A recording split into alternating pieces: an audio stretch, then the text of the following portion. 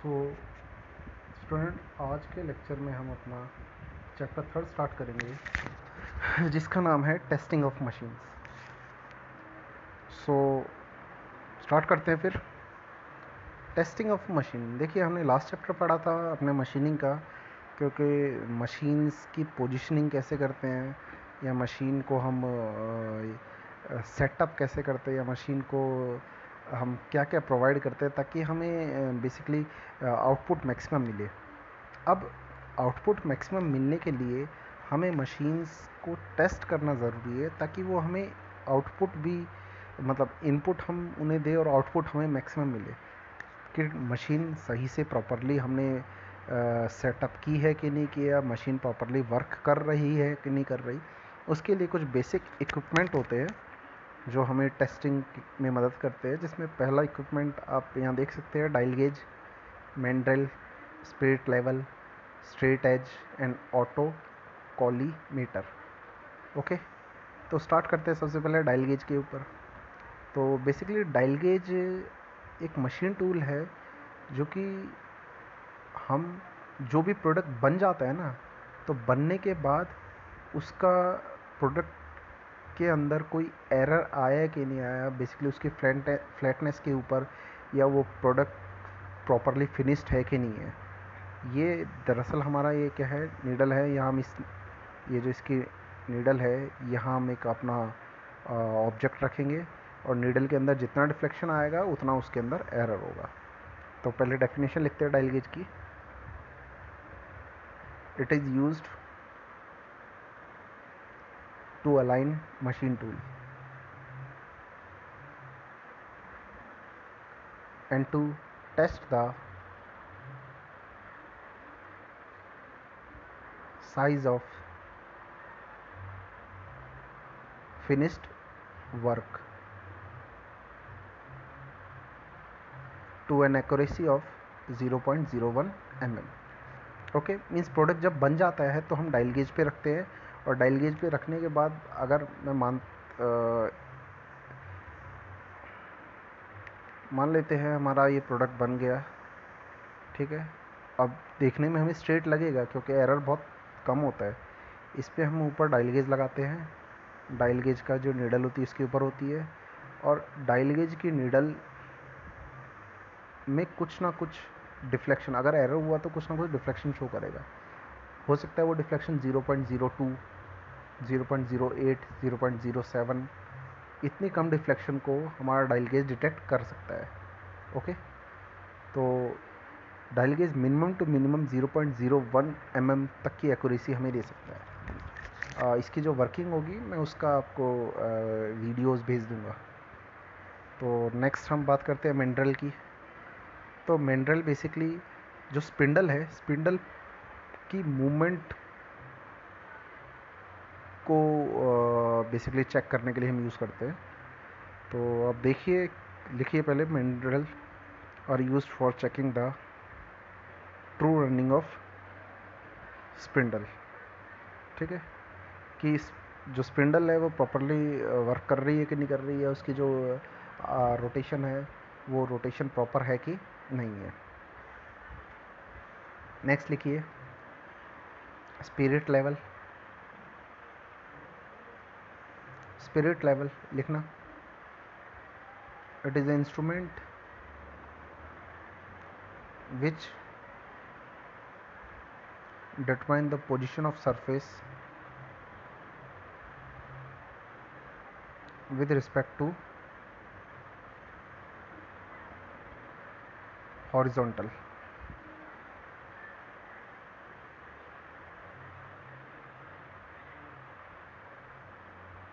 Okay, देखिए ये ना एक ग्लास ट्यूब जैसा ही है। इसके अंदर हम लिक्विड भरा होता है।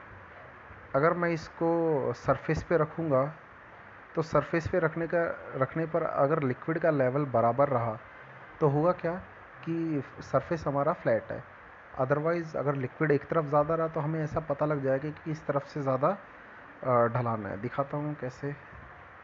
हमारा ये ऑब्जेक्ट है, इसके ऊपर हमने ये यूज़ किया। इसके अंदर ना लिक्विड भरा होता है, ये है, यहाँ लिक्विड भरा रहेगा। मान लेते हैं इसको रखा और लिक्विड बिल्कुल बीच में है,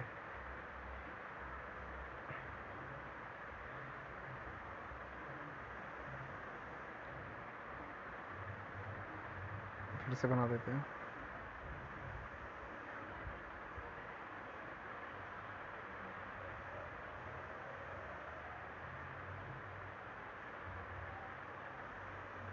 बिल्कुल लिक्विड बीच में है, तो हमें पता लग जाएगा कि सरफेस फ्लैट है। हॉरिजॉन्टली ये ऑब्जेक्ट बिल्कुल सरफेस के पैरेलल है। बट अगर यहाँ ये हुआ कि लिक्विड इस तरफ ज़्यादा हो गया यहाँ, और उस तरफ लिक्विड कम है, इसका मतलब ये जो सरफेस है इस तरफ से एक्स्ट्रा है या इस तरफ ज़्यादा डूबा हुआ है। तो हम सरफेस की फ्लैटनेस को या हॉरिजॉन्टल सरफेस के अकॉर्डिंग वो जो हमारा ऑब्जेक्ट है वो कितना ऊपर या कितना नीचे है, ये स्पिरिट लेवल हमें दिखा देगा। नेक्स्ट है स्पिरिट एज। बेसिकली किसी भी एज की फ्लैटनेस और स्ट्रेटनेस को मेज़र हम स्ट्रेट एज के थ्रू करते हैं। तो लिखिए इसे। It is used to test the straightness and flatness of plane object. ये आपका स्ट्रेट एज है, इसके थ्रू हम मेज़र करते हैं।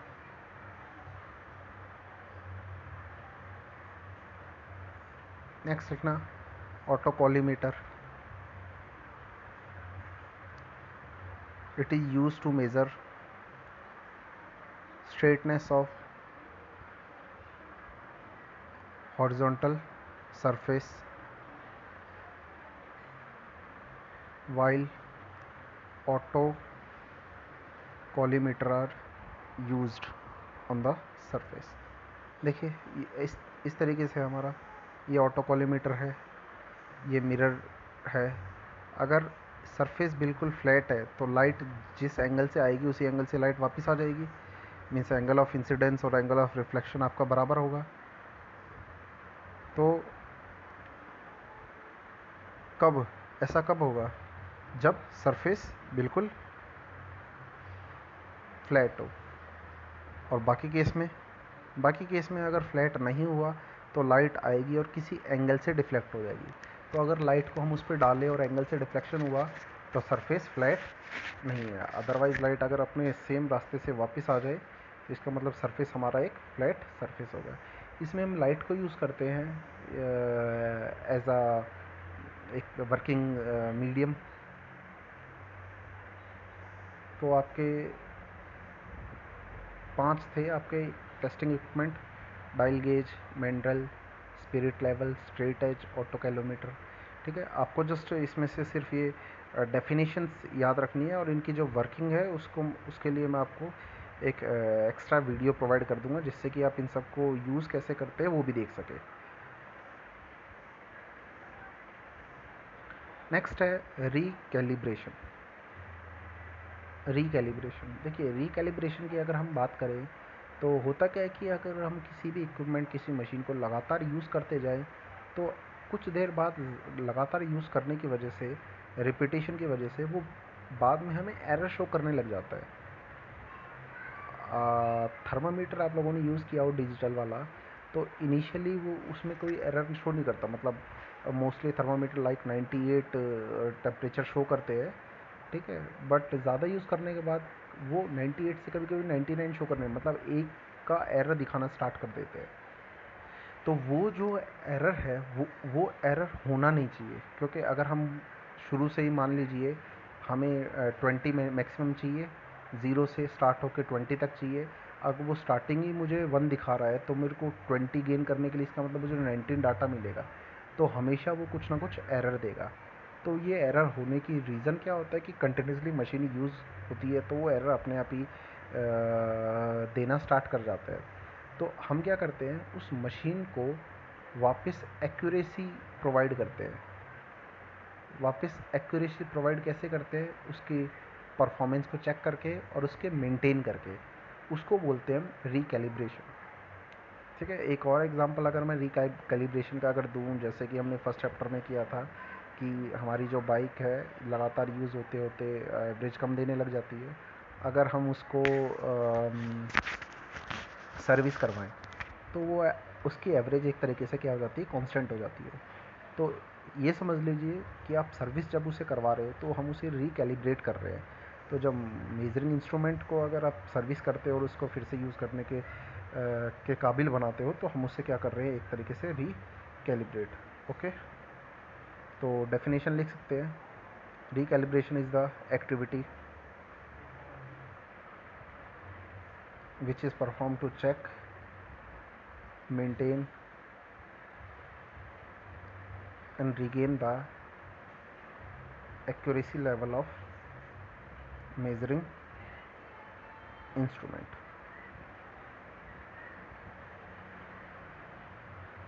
ओके, आई थिंक आप सबको रिकैलिब्रेशन वाला पार्ट समझ में आ गया होगा। नेक्स्ट आपका टेस्टिंग मेथड। बेसिकली अगर हमें किसी मशीन को प्रॉपरली वर्क करवाना है ताकि मशीन प्रॉपर सरफेस फिनिश दे और मशीन के अंदर कोई एरर ना आए या मशीन एक तरीके से हमें आउटपुट मैक्सिमम दे, तो मशीन को काम करवाने से पहले उसके ऊपर कुछ बेसिक टेस्ट किए जाते हैं। ठीक है, जैसे कि हमें जो मारुति हो गया, ये हमें जब कार हमें देते हैं तो उसके ऊपर एक प्रॉपरली टेस्ट करते हैं बहुत सारी चीज़ों का। जैसे कि व्हील का टेस्ट अलग होता है, अलाइनमेंट वाला पार्ट। उसके बाद सेफ्टी टेस्ट अलग होता है, हॉर्न, बैटरी टेस्ट अलग होता है, कंफर्ट टेस्ट अलग होता है। तो ये डिफरेंट डिफरेंट टाइप के टेस्ट होते हैं। उनमें हमारे पास टेस्टिंग मेथड ऐसे हमें मशीन्स का भी करना पड़ता है। तो उसमें जो सबसे पहला टेस्ट है उसका नाम है ज्योमेट्रिकल टेस्ट और अलाइनमेंट टेस्ट, परफॉर्मेंस टेस्ट और practical test. Third, testing under load, idle run test, vibration resistance test और नॉइज़ रेजिस्टेंस टेस्ट। तो सबसे पहला है ज्योमेट्रिकल टेस्ट या अलाइनमेंट टेस्ट। आई थिंक नाम से आधों को क्लियर हुआ होगा। ज्योमेट्री मीन्स उसकी शेप। तो शेप उसकी प्रॉपर है कि नहीं है। लाइक यूजुअली अगर हम कोई ऑब्जेक्ट बनाते हैं और उसे ज़मीन पे रखना है, लाइक चेयर की बात करते हैं, तो हमारी चेयर ऐसी होनी चाहिए कि वो चारों तरफ से हिले डुले ना, मीन्स बिल्कुल फ्लैट हो, फ्लैटनेस हो उसके अंदर किसी तरीके का एरर ना हो या राउंडनेस ना हो। ठीक है, या राउंडनेस की ज़रूरत हो तो एक्स्ट्रा राउंड ना हो। तो ज्योमेट्री मीन्स उसकी जो शेप है वो बिल्कुल प्रॉपर हो, जो शेप हमें चाहिए वैसी ही हो। ठीक है,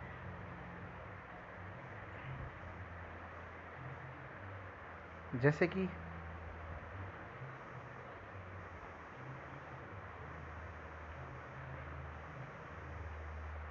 मान लेते ये है, अब ये प्रॉपरली अगर इसकी ज्योमेट्री की बात करें तो यहाँ इसकी शेप खराब अलग है जो कि होनी नहीं चाहिए। ये जो शेप है ना, ये ज्योमेट्रिकली गुड नहीं है, क्योंकि मैं इसको अगर ज़मीन पे रखना चाहूँ तो इस एरिया में मुझे कुछ ना कुछ रखना पड़ेगा। एक बेसिक एग्जांपल दूँ, लाइक हम जो ये कूलर के जो स्टैंड होते हैं, कभी कभी हाइट प्रोवाइड करने के लिए भी करते हैं, बट कभी कभी हमारे क्या होते हैं, स्टैंड के नीचे हमें कुछ टुकड़ा डालना पड़ता है जिससे कि स्टैंड हिले ना। ठीक है, तो वो ज्योमेट्रिकली गुड नहीं है। ज्योमेट्रिकली गुड मीन्स हमें किसी अदर चीज़ की रिक्वायरमेंट ही ना हो उसको प्रॉपरली सस्टेन करवाने के लिए या अपनी जगह रखने के लिए। तो ज्योमेट्रिक टेस्ट को लिख लेते हैं थोड़ा सा। This test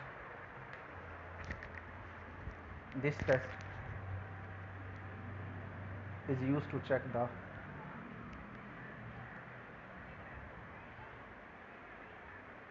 relation between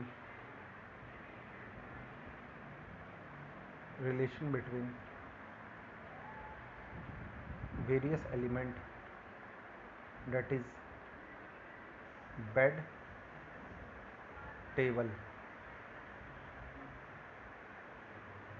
when they are idle or unloaded। देखिए, लास्ट वर्ड का मतलब क्या, आइडल अनलोडेड का मतलब मशीन पे ये टेस्टिंग हम तब करते हैं जब मशीन पे कोई काम ना हो रहा हो। जैसे नई नई मशीन है, मशीन बनी, बस पहले चेक करो हर जगह से प्रॉपर है कि नहीं है, हर कोने से चेक करो कि मशीन कहीं से ज़्यादा या कहीं कम नहीं है, या मशीन बिल्कुल रुकी हुई है तो मशीन को हिला के देखो कि कहीं से वाइब्रेशन या कहीं से अपने आप तो मशीन नहीं हिल रही। ठीक है, और इसमें एक लाइन और लिख लेना आप,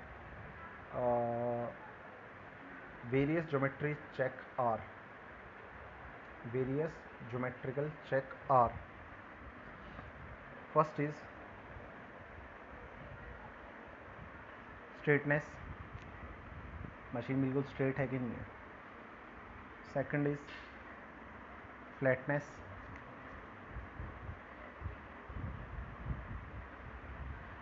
ठीक है। Third is alignment of shaft,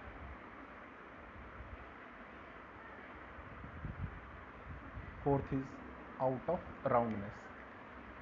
ठीक है, आउट ऑफ राउंडनेस का मतलब हो सकता है हमें कहीं राउंडनेस की ज़रूरत हो, हमारा ऑब्जेक्ट ऐसा हो जो राउंड हो। ठीक है, तो out of roundness means roundness ज़रूरत से ज़्यादा ना हो। ओके, नेक्स्ट जो सेकंड है वो है परफॉर्मेंस टेस्ट। परफॉर्मेंस टेस्ट तो नाम से क्लियर होगा, परफॉर्मेंस टेस्ट का मतलब ऐसा टेस्ट जो हम मशीन की परफॉर्मेंस को चेक करने के लिए का यूज़ करते हैं। लाइक हमें बोला जाता है कि बाइक हमें एवरेज देगी 50 या 60 की, तो बाइक को हम चला के चेक करते हैं कि सच में जो ये परफॉर्मेंस है वो उतनी देती है कि नहीं देती। ओके, तो लिख सकते हैं आप इसमें, this test is to check the accuracy of work done on the machine। ठीक है, और एक और अगर मैं बात करूँ परफॉर्मेंस की, लाइक बोल ऐसा माना जाता है कि जैसे कि मान लेते हैं एक बाइक है और बोलते हैं कि ये बाइक 200 केजी तक वेट रजिस्ट कर सकती है, 200 केजी का वेट उठा सकती है, तो हम उस पर 200 केजी का वज़न डाल के बाइक को वर्किंग कंडीशन में चेक करेंगे और उसी को हम उसकी परफॉर्मेंस बताएंगे। अगर वो उस 200 केजी को लेके जा सके तो हम हमारे लिए मशीन सही है, अदरवाइज़ नहीं होगी। नेक्स्ट है testing under load. Testing under load, तो इसमें बेसिकली ये टेस्टिंग हम तब करते हैं जब मशीन के ऊपर हम कोई लोड लगाएं, जब मशीन पे बेसिकली हम बोल सकते हैं वर्क पीस पे हम कोई काम कर रहे हैं, जैसे टर्निंग ऑपरेशन हुआ या फिर मिलिंग ड्रिलिंग जो भी ऑपरेशन है, अगर वो ऑपरेशन कंटिन्यूस में हो और तब हम टेस्टिंग करते हैं तो उसे हम बोलते हैं टेस्टिंग अंडर लोड। जैसे कि एग्ज़ाम्पल, एक बाइक का टेस्टिंग हम करते हैं तो स्पीड की टेस्टिंग हम यूजुअली एक बंदा चलाए बस उससे काफ़ी होगा। ये हो सकता है अगर बाइक अपने आप भी चल सके तो हम टेस्टिंग तब भी कर सकते हैं, बट टेस्टिंग अंडर लोड का मतलब है कि उसके ऊपर 2 बंदों को बैठाओ और देन हम टेस्ट करें। तो लिखना, testing under load is carried out to find the performance of machine under load. ठीक है, मतलब लोड के टाइम में परफॉर्मेंस क्या है। देखो, फर्स्ट था performance test. Performance test means bike का काम क्या है, एक जगह से दूसरी जगह ले जाना। बाइक ने ये कभी मतलब ये चीज़ हमें बताते ही नहीं है कि 2 लोगों के लिए बात कर रहे हैं कि 1 लोगों के लिए। यूजुअली हम एक के लिए अगर बात करें कि जस्ट बाइक गई, एक जगह से दूसरी जगह बाइक गई, ये मैटर नहीं कर रहा वो 2 को लेकर जा रही है, 1 को लेकर जा रही है, उस समय जो परफॉर्मेंस होती है वो परफॉर्मेंस है आपका बेसिकली परफॉर्मेंस टेस्ट। ठीक है, यूजुअली हम वो एक बंदे के लिए रखते हैं। कार का अगर कोई परफॉर्मेंस की बात करते हैं तो वो परफॉर्मेंस सिर्फ एक के लिए बताते हैं। ठीक है, कोई भी चीज़ हो वो यूजुअली एक बंदे के लिए बताते हैं, क्योंकि बाइक को चलाना तो उस एक बंदे की रिक्वायरमेंट होगी, गाड़ी को चलाने के लिए एक बंदे की रिक्वायरमेंट होगी। बट जो दूसरी टेस्टिंग है, जो टेस्टिंग अंडर लोड है, वो तब हम चेक करते हैं जब उस पर जितने लोग बैठा सकते हैं हम मैक्सिमम बैठा सकें। जैसे बाइक पे मैक्सिमम का मतलब 2, ध्यान रखना। ओके, तो बाइक की टेस्टिंग 2 हो तब, कार में 4 हो तब। तो उस टेस्टिंग जब टेस्टिंग कब हो, जब उसके ऊपर कोई लोड लगा हुआ हो।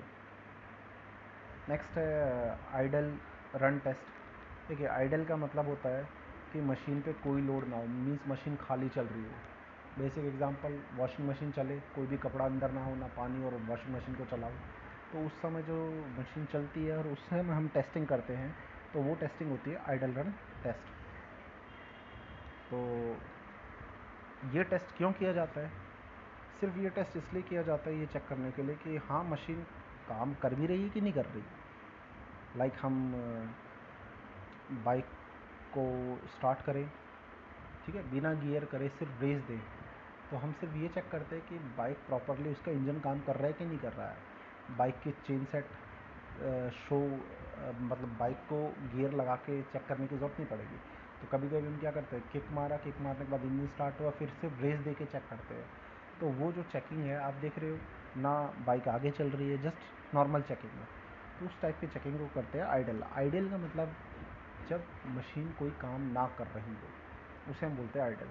तो आइडल रन टेस्ट को क्या लिखेंगे? This test is carried out at no load, ठीक है। It is used it is used to check the proper condition and check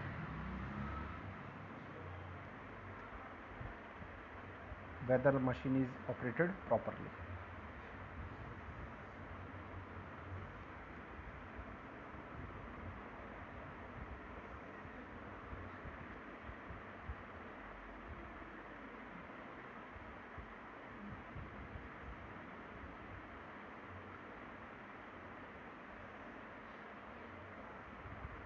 next है आपका वाइब्रेशन रेजिस्ट टेस्ट,